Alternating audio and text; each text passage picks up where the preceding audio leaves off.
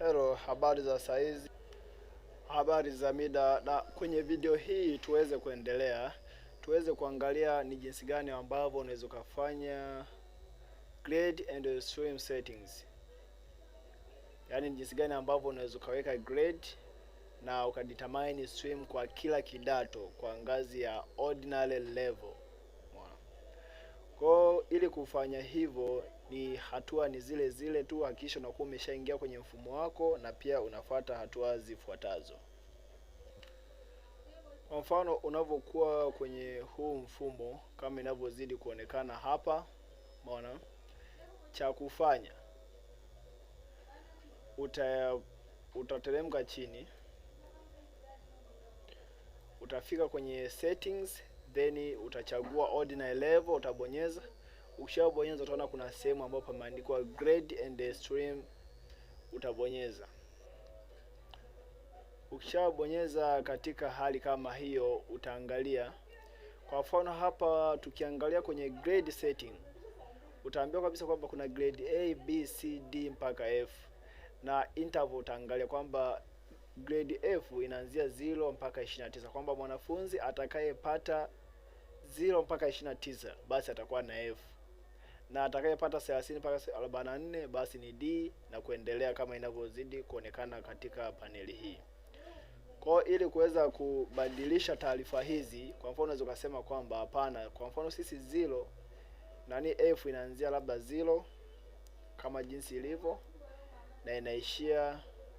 Ukishaandika 0 unabonyeza pembeni. Ukishabonyeza pembeni utaona zile zingine zote zinapotea, ikikusubiri uanze kuandaa upya sasa za kwako, kwamba F inaanza 0 mpaka kwa mfano labda mpaka 20, zile unabonyeza pembeni. Ukishabonyeza tu pembeni basi mfumo wenyewe moja kwa moja utasave. Baadaye utasema tena kwamba D inaanzia labda 21 mpaka 44, utabonyeza pembeni. Kila unapokuwa unabonyeza pembeni basi mfumo wako utaona kwamba hizo hizo interval inakuwa inaenda inazisave. Kwa hiyo utafanya hivyo kwa madaraja yote kadi unavyotaka, kwamba je, C ianzie ngapi na ishie ngapi, kwamba hapa inaanzia status, kwamba inaanzia kadhaa na inaishia kadhaa. Umeona? Kwa hiyo utafanya hivyo kwa madaraja yote. Kwa hiyo baada ya kufanya urekebishaji wa grade kama kadi inavyozidi kuonekana hapa utafanya, na kama kunapokuwa kunatokea mabadiliko ya madaraja, hakikisha na pia kwenye akaunti yako kama mkuu ama mtaaluma unakuja unabadilisha pia hayo madaraja ili yaendane na katiba ama syllabus iliyopo. Tunakuja katika sehemu ambapo inaandikwa stream setting. Kwenye stream setting kuna class ambao kuna form 1, form 2, form 3 mpaka form 4. Na ili sasa kuweza kusema kwamba je, form 1 kuna mikondo mingapi? Labda form 1 kuna mikondo 4. Kwa hiyo utaweka 4 kisha unabonyeza kasa yako pembeni. Ukishabonyeza kasa yako pembeni utaona basi hiyo 4 itakaa hapo. Kwa hiyo mfumo wako utajua moja kwa moja kwamba kwa form 1 kuna mikondo 4 na yenyewe itachukua A, B, C mpaka D. Tutasema form 2 pia na penyewe kuna mikondo 4, utabonyeza.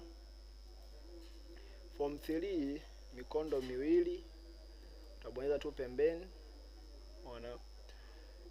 Utafika pia na kwa form 4 vile vile unaweza kusema labda hapa na penyewe kuna mikondo 2, then unabonyeza kasa yako pembeni ili iweze kusave.